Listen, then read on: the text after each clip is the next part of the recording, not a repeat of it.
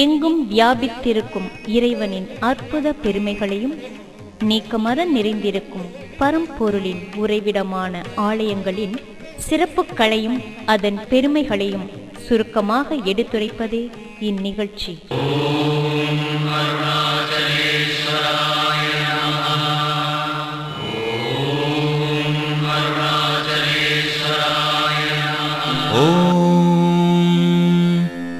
विश्वेशं माधवं दुण्डिं दण्डपाणिं च भैरवं वन्दे काशीं गुहां गङ्गां भवानीं मणिकर्णिकां शिवं शिवकरं शान्तं शिवात्मानं शिवोत्तमम्.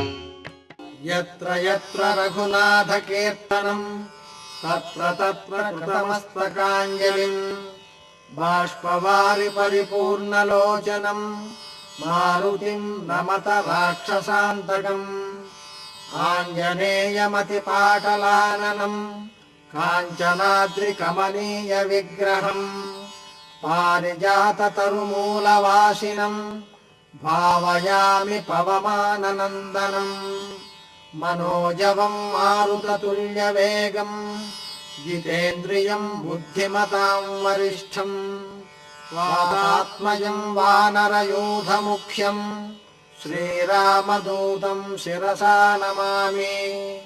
श्रीराम जय राम जगदभिराम श्रीराम रघुराम जानकी राम. श्रीराम जय राम जगदभिराम श्रीराम रघुराम जानकी राम. சுசீந்திரம் என்றாலே புகழ்பெற்ற ஆஞ்சநேயர்தான் நினைவில் வருவார். உக்கிரமானவர் என்பதால் இவரை எப்போதும் வெண்ணெய் காப்பில் வைத்திருக்கின்றனர். ஆலய திருப்பணி செய்ய பள்ளம் தோண்டிய போது கிடைத்த ஆஞ்சநேயர் விக்கிரகத்தை ஆலயம் கட்ட தீர்மானித்திருந்த பகுதியில் பிரதிஷ்டை செய்தபோது சரியாக அமையவில்லை.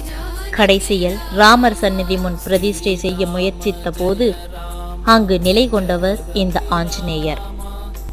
இந்த அனுமனுக்கு சாற்றும் வடைமாலை பிரசாதம் வெகு நாட்களுக்கு சிரஞ்சீவியாக கெடாமல் இருக்கும். 22 அடி உயரம் கொண்டு அருள்கிறார் இந்த ஹனுமன். கூப்பிய கரங்களுடன் அருளும் இந்த விஸ்வரூப திருக்கோலத்தை தான் அசோக வனத்தில் சீதா பிராட்டிக்கு அனுமன் காட்டியதாக ஐதீகம். மூல கருவறையில் அரி, அரண், அயன் மூவரும் ஓர் வடிவில் தானுமாலயனாக அருள்கின்றனர். அனுஷியா தேவியின் கற்பை உலகிற்கு உணர்த்த வந்த மும்மூர்த்திகளும் இத்தலத்தில் நிலை கொண்டதாக ஐதீகம். ஆலய பிரகார கலாமண்டபத்தில் உள்ள கற்களை தட்டினால் 7 ஸ்வரங்களும் பஞ்சபாத்திய ஒலியும் எழுகின்றன. அற்புத இசை சிற்ப வடிவங்கள் அவை. இத்தலத்தின் ஈசனுக்கு இந்திரன் அர்த்தஜாம பூஜையை செய்வதாக ஐதீகம். அகலியின் கற்பை கெடுத்த சாபம் நீங்க இந்திரன் இங்கு பூஜை செய்ததால் இத்தலம் சுசீந்திரம் என்றாயிற்று. வடக்கிடம் என்ற தானுமாலையின் கருவறையில் அர்த்தஜாம பூஜை பொருட்களை வைத்துவிட்டு செல்லும் அர்ச்சகர் மறுநாள் இங்கு நடை திறக்க மாட்டார். அவர் தெற்கிடம் என்ற விஷ்ணு சந்நிதிக்கு சென்று விடுவார். முதல் நாள் தெற்கிடத்தில் பூஜை செய்த அர்ச்சகர்தான் மறுநாள் வடக்கிட கருவறையின் கதவை திறப்பார். தானுமாலையனுக்கு அபிஷேகம் செய்யப்படும் தீர்த்தம் அப்படியே அந்த சிலையால் உறிஞ்சப்பட்டு விடுகிறது. ஆயிரங்கால் பிரகார மண்டபம் கலைநயம் மிக்க சிற்பங்களோடு திகழ்கிறது. ஆலயத்தில் திருவேங்கட விண்ணகத்து பெருமாள் எனும் திருநாமம் கொண்டு திருமால் ஸ்ரீதேவி பூதேவியுடன் அருள்கிறார். இவர் திருமேனி கடுகு சர்க்கரை அரைத்து செய்யப்பட்டது. இத்தலத்தில் முதல் வழிபாடு தட்சிணாமூர்த்திக்கும், கடைசி வழிபாடு கணபதிக்கும் செய்யப்படுவது பிற கோயில்களில் காண இயலாத அதிசயம். தெப்பக்குளத்திற்கு அருகே 51 சக்தி பீடங்களில் ஒரு பீடமாகவும் பராசக்தியின் பல்விழுந்த இடமான சசி பீடத்தில் முன்னுதித்த மங்கையாக அம்பிகை அருள்கிறாள். தானுமாலையின் ஆலயத்தில் எந்த திருவிழா என்றாலும் இந்த அம்பிகையிடமிருந்து தொடங்கப்படுவதுதான் மரபு. இந்நிகழ்வு ஓம்பலி என்றும் கடைசியில் முடிவது மௌன பலி என்றும் அழைக்கப்படுகின்றன. சாதாரணமாக சிலை வடிவில் அருளும் நவகிரக நாயகர்கள் இத்தலத்தில் விதானத்தில் அருள்கின்றனர்.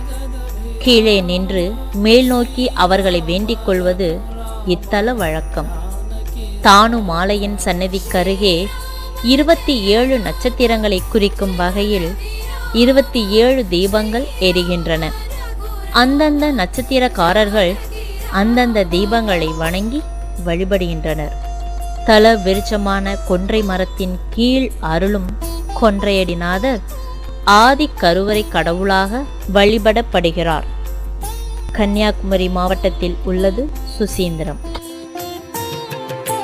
ஸ்ரீராம ஜெய ராம ஜகதபிராம ஸ்ரீராம ரகுராம ஜானகி ராம.